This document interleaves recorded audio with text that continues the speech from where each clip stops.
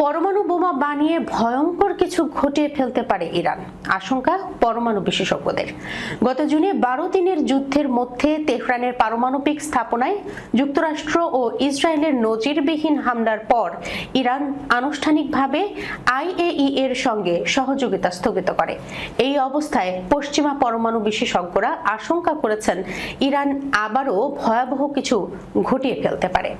যুদ্ধের সময় যুক্তরাষ্ট্র ইরানের 3 ইউরেনিয়াম সমৃদ্ধকরণ কেন্দ্র ফোর্দো, নাতাঞ্জ ও ইস্ফাহানে বাংকার বোমা হামলা চালায়।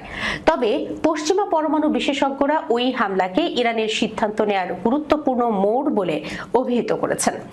এবিসি নিউজকে তারা বলেন, তাদের আশঙ্কা হামলার পর ইরান পরমাণু ইস্যুতে আরো ভয়াবহ সিদ্ধান্ত নেবে, অর্থাৎ তারা পরমাণু বোমা বানিয়ে ফেলতে পারে এবং ইউরেনিয়াম সমৃদ্ধকরণের জন্য তারা আরো গোপনীয় পথ অনুসরণ করতে